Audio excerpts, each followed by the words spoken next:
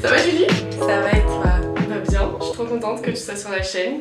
On va parler un petit peu d'environnement, d'écologie, la lutte pour le climat. Les choses sont un peu en train de bouger.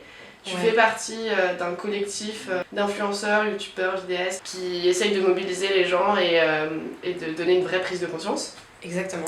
Pour ceux qui ne l'auraient pas déjà eu. Et du coup, je peux te laisser te présenter un peu plus. J'ai un site internet qui s'appelle Sortez tout vert, qui est dédié au zéro déchet, donc à la réduction des déchets au niveau individuel, Instagram, Facebook, tout ça. À côté, je donne des conférences pour des entreprises, des écoles, des salons sur la réduction des déchets. Et effectivement, j'ai rejoint plusieurs même campagnes climat, donc notamment la campagne Il est encore temps. Il est encore temps Qui pousse à l'action collective, surtout vraiment à se rassembler pour former un vrai contre-pouvoir citoyen et pas juste vivre son changement de son côté. Et la campagne climat, on est prêt. On est prêt. Aujourd'hui, on a envie de vous annoncer qu'on est prêt. On est prêt à relever un grand défi. On est prêt à agir pour le climat. Qui, elle, est vraiment sur l'action individuelle. C'est des campagnes qui sont assez complémentaires au final. Tu as d'abord l'action individuelle, avec On est prêt, et Il est encore temps te pousse à sortir de chez toi pour vraiment avoir un impact encore plus fort. Bah, du coup, on va en parler maintenant sur la campagne Il est encore temps qui est plus collective. Le but, c'est aussi de faire bouger les politiques. Là, on a vu Bolsonaro est passé au Brésil. C'est une merveilleuse nouvelle pour le climat.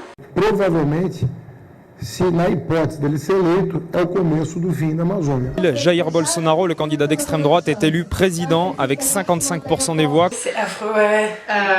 Entre lui et Trump. Là, pour les campagnes Il est encore temps, c'est des campagnes à l'échelle française, francophone peut-être. Francophone peut-être parce qu'il y a aussi un vrai sursaut citoyen en Belgique. Ils s'attendent à la plus grosse mobilisation pour le climat. Ils ont jamais marché prévu aussi. Ouais, le 2 décembre. Ok.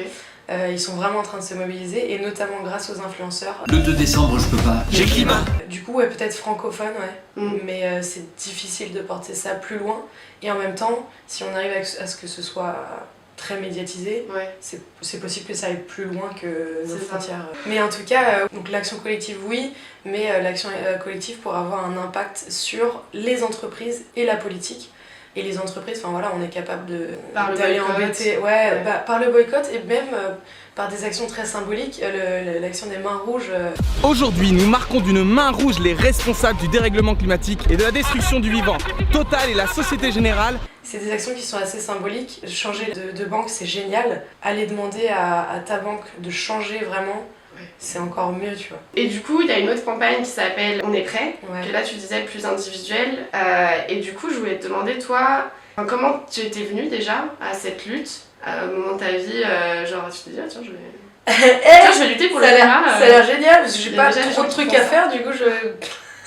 Par quoi t'as commencé en fait, genre, comment tu y es venue et la première chose que t'as supprimée dans ta vie, puisque tu nous parlais de réduction des déchets, je voulais savoir quelle était ta première action, voilà. Déjà si j'avais su que ça me mènerait là où je suis, tu vois, je l'aurais fait peut-être bien avant. Alors moi j'ai commencé à être un peu dans tout ça, donc ce qui s'est passé dans ma vie c'est que mon frère a eu un cancer il y a environ 5 ans. Il avait 20 ans et je me suis dit... vachement bizarre qu'un mec qui, pour moi, mange équilibré, fait du sport, il faisait beaucoup de sport, il fumait pas, il buvait pas trop. Il avait 20 ans quand même. Il avait 20 ans et je me suis dit, mais attends, c'est quand même, il y a un guy sous roche, tu vois, enfin, hippopotame sous gravillon, c'est un truc, c'est pas possible. Et donc du coup, j'ai commencé à un peu essayer de trouver des réponses par moi-même. J'ai lu notamment le livre Anti-cancer de David Servan-Schreiber, qui est un mec qui a vécu 17 ans avec un cancer avec lequel il aurait pas pu vivre plus de 6 mois normalement, en changeant, en plus de ses traitements chimiques, en changeant son alimentation, son mode de vie. Et c'était hyper intéressant. Et en gros, ce qu'il dit, si j'avais dû inventer un régime alimentaire qui te garantisse d'avoir un cancer, j'aurais choisi le mode de vie occidental. J'aurais choisi le mode d'alimentation occidental.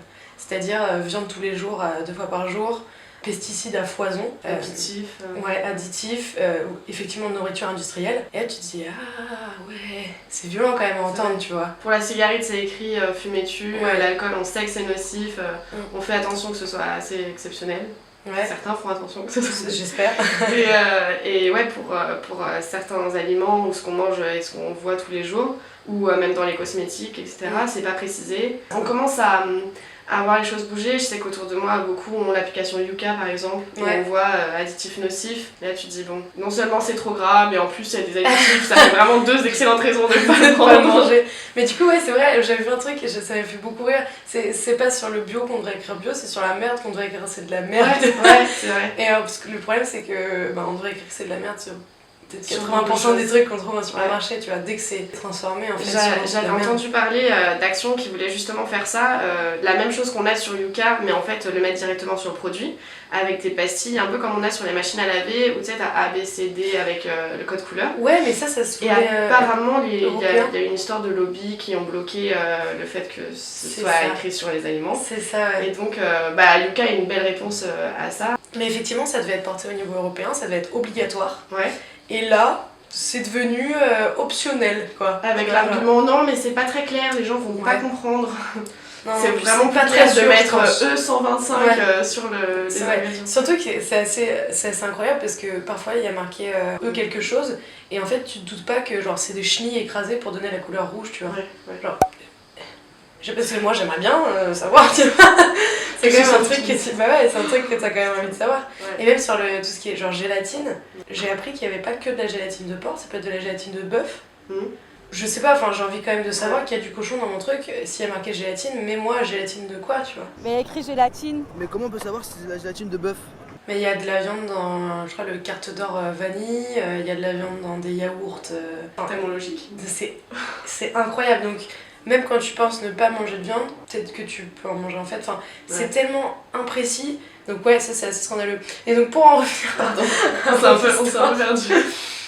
Pour en revenir à ça, du coup, j'ai commencé à faire des recherches donc, sur l'impact de notre alimentation sur notre corps, grâce à ce livre et après recherche complémentaire. J'avais besoin de savoir, moi j'ai une curiosité absolument maladive, et donc j'ai vu plein d'études qui montraient vraiment le rapport entre les pesticides et le cancer, et ensuite ça m'a amené à me poser d'autres questions, et surtout j'ai vu que les perturbateurs endocriniens se trouvaient aussi du coup perturbateurs endocriniens, genre le sel d'aluminium dans le déodorant, des trucs comme ça, et ça dérègle des trucs dans ton corps, ou j'ai jamais trop su ce que c'était. En fait c'est des molécules qui ressemblent à tes hormones mais qui en sont pas. Ouais. Et en fait l'idée c'est que à l'intérieur de toi t'as des petits capteurs qui captent les hormones, et à la place de ces hormones, quand ils reçoivent un perturbateur endocrinien, ils envoient un message qui est totalement bizarre à ton corps, donc ils perturbent le système hormonal, et en fait plein d'autres choses. C'est-à-dire, est-ce qu'on trouve ça normal que genre, les adolescentes d'aujourd'hui ressemblent à des meufs de 20 ans quand elles en ont 12, tu vois? Et ça peut être dû à... c'est pas entièrement dû, mais en fait ça peut être vraiment dû à ça. Elles sont très grandes très tôt, elles sont formées très tôt, et en fait c'est parce qu'elles reçoivent des perturbateurs endocriniens et des hormones, parce qu'il y a aussi des hormones dans la viande notamment, dans tous les produits alimentaires en général, et puis aussi tout ce qui est fertilité. Donc il y a une grande baisse de fertilité, notamment action sur les spermatozoïdes, messieurs. Et donc à force de m'enseigner, je me suis dit moi je suis pas chaude pour avoir tout ça dans mon corps. Et puis surtout il y avait le côté santé, tu vois, la peur de tomber malade aussi. Moi quand j'ai eu 20 ans, j'étais persuadée que j'allais avoir un cancer. C'était fou, tu vois, vraiment dans ma tête. Vous avez combien d'écart avec ton frère? On a 3 ans. Et ça a été un cap très dur à passer, alors que 20 ans... Oui, normalement tu flippes pas, tu vois. T'es pas censé te poser des questions sur la mort, la maladie. Et du coup, je me suis dit, ok, on va mettre toutes mes chances de mon côté pour vivre. Et surtout, préserver la santé de mes proches, de ma famille. Donc j'ai commencé à manger bio, j'ai commencé à changer aussi mes produits de beauté. Et après, je me suis rendu compte que finalement, il y avait un grand lien entre l'industrie et, tu vois, toutes les merdes, quoi. Ouais. Et in fine, le symptôme de tout ça, c'était vraiment le déchet. Un jour, je suis tout simplement tombée sur un reportage sur San Francisco, la ville zéro déchet, tu vois. Et Bea Johnson, qui est la papesse du zéro déchet, qui montrait un peu son mode de vie. Et elle était totalement débarrassée de tout ça, quoi. Et donc j'ai un peu vraiment fait le rapprochement et j'ai lu son livre. La première chose que j'ai fait pour réduire mes déchets, c'est tout simplement d'acheter des sacs de vrac en tissu pour aller chercher mes fruits et légumes au supermarché.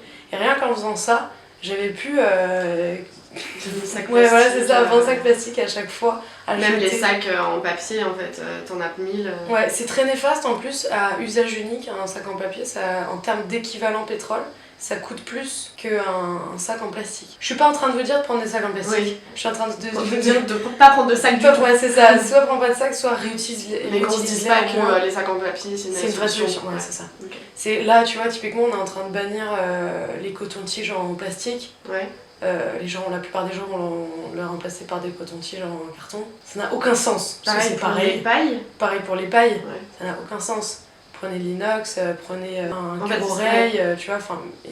Le vrai problème, c'est le fait que ce soit pas réutilisable. Exactement, le vrai problème, c'est le jetable. Dans la campagne On est prêt, ça va être plein de petites actions individuelles, du genre des défis comme arrêter les sacs pour aller chercher ses fruits et légumes. Typiquement, en gros, il y a 3 domaines d'action. Zéro waste, donc zéro déchet. Ouais. Eat differently, donc changer son alimentation. Et le 3e, c'est save energy, prendre les transports en commun ou des transports plus doux.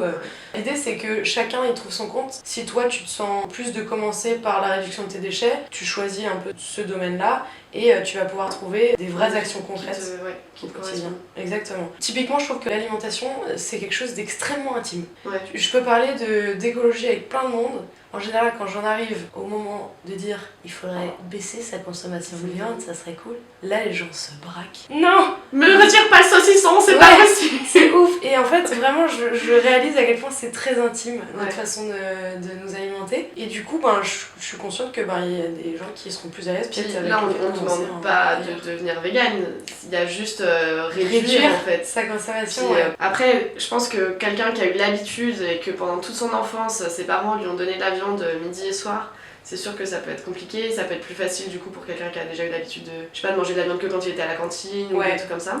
En fait, c'est très intéressant cette histoire d'habitude. En fait, quand tu répètes un geste beaucoup et que ça devient une habitude, ce qui se passe dans ton cerveau, c'est qu'il y a un sillon neuronal qui se crée. Et ce sillon, plus tu vas répéter cette action, plus il va s'enfoncer dans ton cerveau, et plus il va être difficile à changer. En fait, c'est très difficile de changer un sillon neuronal, c'est pour ça qu'il faut en créer un nouveau. Créer une nouvelle habitude. Et en fait, il te faudra environ 90 répétitions pour vraiment créer ce nouveau sillon. Donc, le changement, c'est très difficile. Ton cerveau, il aime pas. Et donc, quand tu dis effectivement que t'es habitué, ouais, c'est ça. Il faut faire le choix, comme arrêter de fumer, il faut que ça vienne de soi, quoi. Il faut que ça vienne de soi et il faut comprendre que ce sera difficile jusqu'à ce que ça devienne une habitude et que ton cerveau, tu vois, il aura créé cette nouvelle habitude et ça te paraîtra plus difficile. Ouais.